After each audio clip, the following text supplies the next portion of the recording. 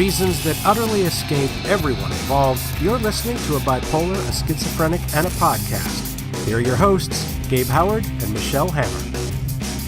Hello, everyone, and welcome to a bipolar, a schizophrenic, and a podcast. My name is Gabe, and I have bipolar. I'm Michelle, and I'm schizophrenic. I think it's fantastic that every single time we not only have to announce our names, but like our disorders. Could you imagine if we had like a physical health show? It'd be like, I'm Gabe, and I have subepidermal dermatitis. And I'm Michelle, and I have supercalifragilisticexpialidocious syndrome. Wow, you almost led with your STD, but then you like stopped right at the last minute. Well, because did you know a spoonful of sugar can just make the medicine go down? Wow, somebody is on a Disney binge, which is suitable to lead into our topic of Mania. We are going to play... That's suitable? Okay.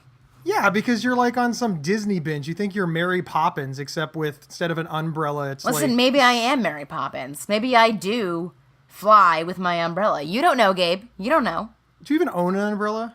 Maybe. Yeah. They always get lost. I have umbrellas, people borrow them, they never give them back. It's like the theft of the umbrellas in my apartment is just unreal. I love how you just like called out people for taking umbrellas that you've never purchased. And then leave them on the subway. Thank you. You leave them on the subway. No, people have borrowed my umbrellas. I've been with them, and then they leave them on the subway. The subway train goes, oh, well, there goes your umbrella. Michelle, you do not strike me as somebody that would spend money on an umbrella. So, for longtime listeners, you know the rules of 2 truths and 1 lie. We tell 3 stories. 2 of them are true, and 1 of them is a lie. Yes, this is how our families have learned how good we are at lying. That has been the unfortunate consequence of this show format. Yes, indeed. Yeah, your mom already knew, Michelle. Knew what, that I'm a good liar? Yeah, you're quite manipulative. You think so? You talked me into doing this show with you. You talked me into doing this show with you. Agree to disagree. Who's going first here? Ladies first?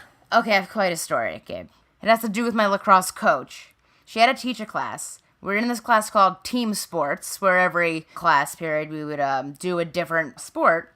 So I'm running around one day. I don't think I had taken my medicine. We're playing volleyball. And I'm just kind of yelling things, and she's playing volleyball too, and we're kind of on the same team, and she's taking it really seriously. Meanwhile, I'm just in the back going, woo, volleyball! And at some point, I'm wearing sweatpants, because I was wearing sweatpants in college, but I had my short spandex on underneath. I start dropping my sweatpants and walking around with my spandex on, but my shoes are on, so I'm just walking around with my sweatpants down. I'm just yelling, my pants are off, my pants are off, my pants are off, and she's like yelling at me, can you take this seriously? Can you take this seriously? We're trying to win.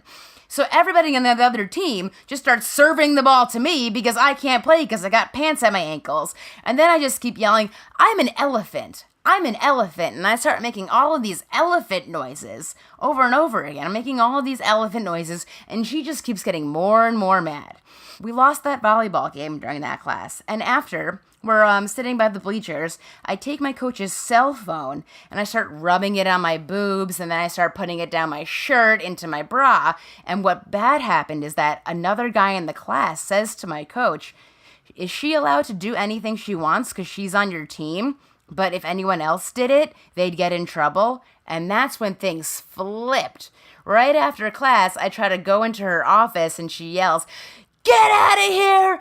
Go away! I don't want you in here! And I'm going, no. We can't be in a fight. We gotta get over this fight right now. I know, I'm sorry. I'm sorry my pants were down. I'm sorry that I was yelling I was an elephant. Could we just get over this fight?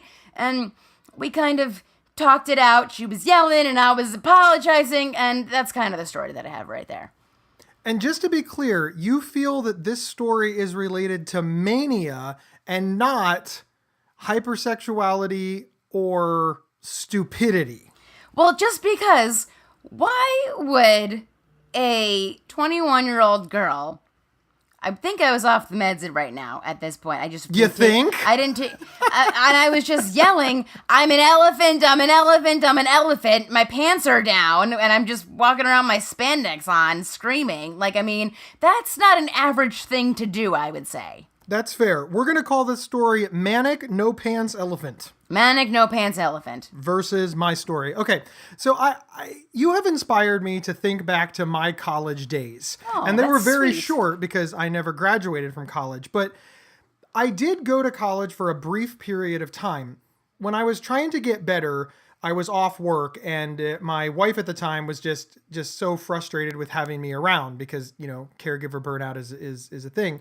And she suggested that maybe I take some classes at the local community college.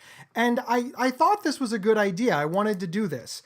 So I went to Columbus State Community College, give them a shout out. They're the closest thing I have to an alma mater. Woo! And I enrolled in Columbus State. I enrolled in college. That was that morning. Then I drove home and I freaked out. So I got back in the car and I drove back and unenrolled. I completely unenrolled in college, and I turned in all of my stuff, my parking pass, they took my picture so I could get a movie discount or, the college ID. I freaked out and I demanded that they destroy everything. Then by the time my wife got home from work, and I told her what I did, I felt bad because I had promised her that I would do this. So when she got home, we sort of argued about it. So I got back in the car and I drove back and I re-enrolled and demanded all of my stuff back. This is so hilarious. In the matter of a single day, I enrolled in college, dropped out of college, and re-enrolled in college. And the saddest part of that entire story is on the first day of class, I had a panic attack and refused to go, never went. So I was in college, out of college, in college, and out of college, all in the matter of a few weeks. That's lovely, Gabe. It's adorable, isn't it? Ohio State College, yeah. No, Columbus Oh, State. Columbus State College. It's a fine college because Columbus is not a state. Okay, so Manic No Pants Elephant versus Manic Drop In, Out. Okay, are you ready for my next story? I mean, if I said no, would that, change anything? No, because I'm ready. Excellent, go. So, I talked about my early freshman experience when I was very, very manic because I was, drunk all the time. And when I was experiencing these manic symptoms, I would get, this feeling in my chest, just felt euphoric. So sometimes when I would be drunk and feeling this euphoric thing, I would just be like, hey guys, you want to see something? And they'd be like, what? And I would just be like, I would just start punching myself in the chest and going, I can't feel it. I can't feel it. I can't feel it. But it was also the manic, chest feeling was almost feel good to just punch myself in the chest because it would, make the feeling more. And I'd just be yelling, I can't feel it. I can't feel it. I'm just punching myself in the chest. It doesn't hurt. Look at me. Nothing hurts me. I'm invincible. I'm invincible. Pretty much people looked at me like, what in the world are you doing right now? Red flag, but nobody knew what a red flag was at that time. But now I realize that was a gigantic red flag. If you are punching yourself in the chest and saying that you don't feel the pain, that's a sign. If you're doing that in your life right now, it's a sign. Just saying. That's my story. So you donkey punched yourself in the chest. What's a donkey punch? That's not the right word. Donkey punch is not the right word. Don't go to Urban Dictionary. Yeah, don't, because I know, why would you use that word, Gabe? I would just punch myself in the chest. That's what I would do. I feel no pain. I was an idiot, whatever. I have this horrible fear that my grandmother is going to discover urbandictionary.com and just start typing stuff in. Oh my God, Gabe. The poor thing, she's 83. She'll have a heart attack. All right, I'm going to call that story Manic Invincibility. And now here is my story. I've been fortunate enough to own a few houses in my day. The first one I bought when I was 20, and it was sold when I rented the suicide apartment, and many people have heard that story. My second house, though, I was very, very proud of because I sort of felt like I lost the first house because of the mental illness and the suicidality. And I bought a second one and I was proud to have it. But then I was fired from my job because, they didn't want a dude with bipolar disorder hanging around. And I got scared. It was pretty terrifying to be a homeowner, married, because I had remarried by this point, and own this house. And while my wife was at work, That's kind of the theme. I called a real estate agent. I had them come and appraise the house, and I signed all the paperwork to put the house on the market without telling my wife. So when my wife came home, I had all of the forms all filled out, but thankfully the house was in both of our names, so it needed her signature. So she was just like, what the ever-loving hell did you do? If I would have been able to sell the house without her permission, I would have done it, because I just thought I need to get rid of this house. I was so terrified of homeownership that I thought that I was empowered to sell the house that my wife and I lived in. Just like that. She called the realtor and was like, yeah, my husband's a dipshit moron. So that sort of solved the problem. And after that, she put most of the finances that were just in my name in hers. I don't know why. You don't know why? No, I don't know why. So I'm going to call that Manic Property Management. Manic Property Management. Want to learn more about mental health, mental illness, and psychology, but not be bored? The Psych Central Show is an award-winning podcast that speaks candidly with experts in these fields to break down complex topics into easily understood nuggets of useful information. Hosted by our very own Gabe Howard along with Vincent M. Wales. Available on your favorite podcast player or at psychcentral.com/show. All right, story number 3 by Michelle. So you know that I do not like driving. You know this is why I like New York City, because I do not like to drive. I just assumed you were too poor to buy a car. No, that is not why. You know, it can be 2 things. But one of the things that really why I shouldn't drive is because, like, when I'm manic, I like to follow no rules. And, like, when I was driving, I got, like, a lot of tickets. But the whole reason I'm, like, don't like to drive is because when I get behind the wheel of a car, I'll get, like, super manic.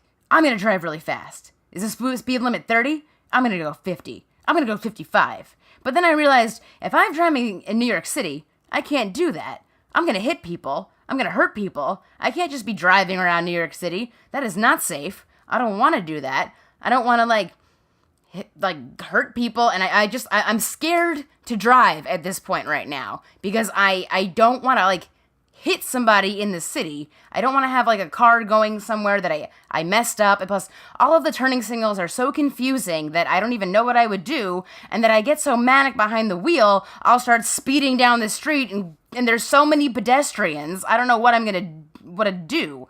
And then if I get on a highway, who knows what's even going to go on? Because I like to swerve around people, but I can't do that when it's in such a congested area.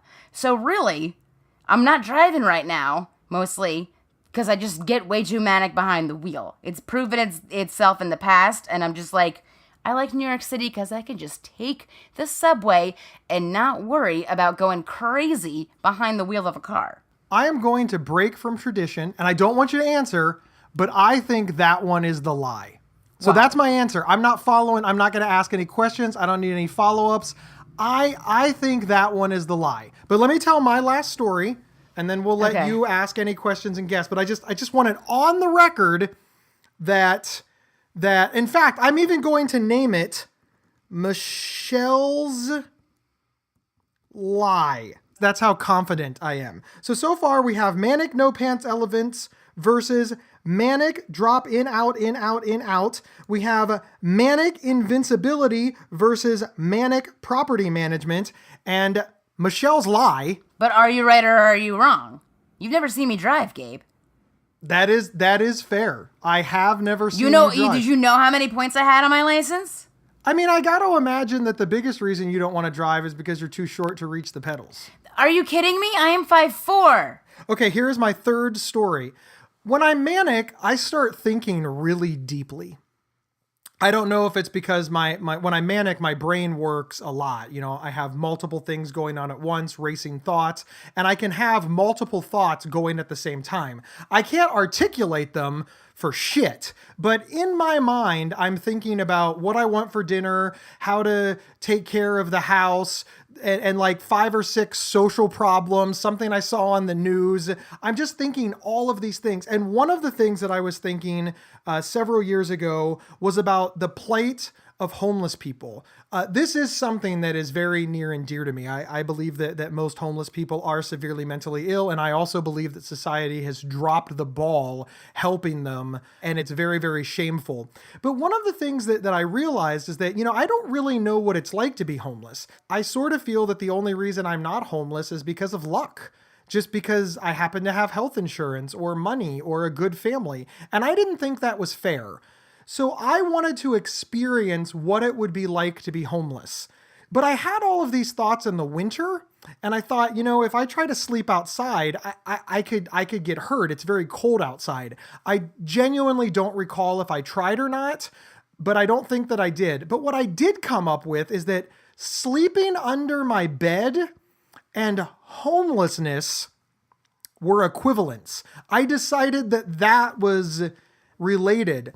So for a couple of days, all the way back in 2004, Gabe Howard slept under his bed and under his wife. So which wife was this? Second wife number 2. So that I could experience what it was like to be homeless. Is that Gabe's lie? So I'm going to call that... Gabe's lie? You can name it. Let's name it Gabe's the worst homeless man of all time. Okay, so for the people playing at home, here are your choices. Remember, Michelle went first. Manic No Pants Elephant versus Manic Drop Out, Drop In, Drop Out, Drop In, Drop Out, Drop In. The second round was Manic Invincibility versus Manic Property Management. And round number 3 was Michelle's lie, just straight up Michelle's lying, versus Gabe's the worst homeless man of all time. So I have registered my vote. I believe that the driving story is a straight up lie. And the other 2 for Michelle are true. But now it's your turn, Michelle. Of my 3, which do you believe is the lie? Well, I have the questions. What major did you enroll in? I was going to be a real estate agent. That's a little fishy, Gabe. Why is it fishy? Who goes to college to be a real estate agent? Everybody. It's a class. Well, but you're required to have 20 hours of college.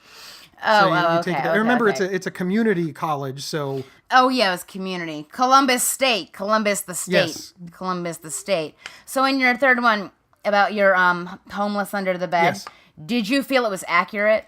No, as soon as I calmed down, I realized that I was in a nice warm house. And while it was certainly uncomfortable sleeping under a bed in a sleeping bag, it was really just straight up stupid. I just... Okay, and just stupid. in the second story, after you tried to sell the house, how long after did your wife leave you? 3 years? Yeah, about. Because we bought the house pretty quick after we got married, and we were together for 5 years. 5 is like a number with my marriages. I was married to my first wife for 5 years. I was married to my second wife for 5 years. And I'm coming up on 6 years with my third wife, and we are throwing one hell of a party because I've never celebrated a 6th wedding anniversary before. Well, what a milestone, Gabe. 6 years. I'm so proud of you. Okay, so are you picking the lie? The one under the bed. The Gabe's the worst homeless man of all time, you believe is the lie. I'm thinking. Okay, so did I guess right? Yes. Yeah. How did you know? I'm the bad liar. No, I think knew we've because there established. is no way in hell that Michelle Hammer would describe herself as bad at anything.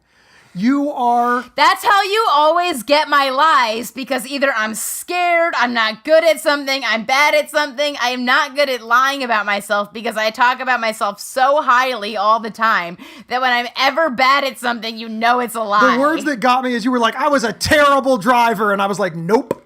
Straight up, nope. The thing is, though, I kind of am a terrible driver. I mean, but... being a terrible driver and you admitting that you're a terrible driver are vastly different things. There are stories I could tell you, but I can't tell you for certain until reasons. the statute of limitation runs out. All right, you are wrong. Damn That it. story is absolutely true. I absolutely wanted to know what it was like to be homeless. I felt very strongly about this. And I suspect, although I don't know for certain, I suspect that I probably did try to sleep outside, but my wife probably redirected me under the bed. I don't know that for a fact. I don't remember why I did it. I just remember that I spent a couple of days under the bed sleeping, and my wife was terrified and took me to the doctor after a couple of days, and that's how that whole thing resolved itself out. Well, Gabe, you are a fantastic liar, I really have to say. It's a really good quality that you have. Yeah, thanks. That seems like a backhanded compliment. Like, you're going to get me a gym membership for Christmas? So, wait, hold on. The other, how far is Columbus State from your house? 20 minutes. So you drove back and forth? Yes. Over and over again? Well, just 3 times that day. What was the class you were in where you had a panic attack? Well, I never went to the class, but it would have been, the class would have been the real estate class. Okay, that's the lie. Nope, also true. Damn it! I hate you. You know? You said you were in class and you had a panic attack, and then you just said you never went to the class. You totally lied right there. That's not true. Go back and re-listen. What I said was, No, you said you were in class. Nope. You had a panic attack in class. I said I had a panic attack that morning and never went. That's not what you said. You said you were in class and you had a panic attack. Ladies and gentlemen, you're going to be able to scroll back on this episode and find out that I am right and Michelle, once again, you know what, Gabe? is wrong. You want to be so good at lying, Gabe. You're such a good liar. You think you're such a great liar, whatever. Have that in your repertoire. Put that in your speaker one sheet. Great fucking liar. I love how you've repurposed your losing as you're just too good to win. That's right, because I'm good at everything, and now I know for my next lie, I have to talk about how great I am at everything. I bet you don't even remember now what the lie is. There's only one story left, and I bet you... The selling the freaking house. Yeah, I never did that. Well, I thought because the last time you lied about your second wife, so I didn't think you were going to lie about your second wife again. Yeah. I lied to my second wife a lot. Yeah, I'm not proud of that. Although a little bit. Remember, we're besties now. I think that sometimes people listening to this, they're like, wow, he's so cavalier about the stuff that he went through with his second wife. Like I wonder what she feels about this. We should have her on the show because she really... We should. I want to talk to your wives. Well, one wife won't talk to me at all, but the other 2 would be up for it. Let's do it. I think we should. Ladies and gentlemen, if you would like Gabe's wives, 2 out of 3 ain't bad, to be on a bipolar, a schizophrenic, and a podcast, email show@psychcentral.com and tell us why it's not a horrifically bad idea. Michelle, you ready to get out of here? I'm ready to get out of here. Yes, I am, because I'm defeated that I've lost this game again, and that I have learned that I'm a horrible liar, but now I realize why I'm a horrible liar. Because you're just too good. Because I'm just such an honest person. Thanks, everybody, for tuning in to a bipolar, a schizophrenic, and a podcast. And remember, don't forget to leave us a review, share on Facebook. Don't keep Gabe and Michelle to yourselves. We will see you next week. I hate you! You've been listening to a bipolar, a schizophrenic, and a podcast. If you love this episode, don't keep it to yourself. Head over to iTunes or your preferred podcast app to subscribe, rate, and review. To work with Gabe, go to GabeHoward.com. To work with Michelle, go to schizophrenic.nyc. For free mental health resources and online support groups, head over to PsychCentral.com. The show's official website is PsychCentral.com/BSP. You can email us at show@PsychCentral.com. Thank you for listening, and share widely.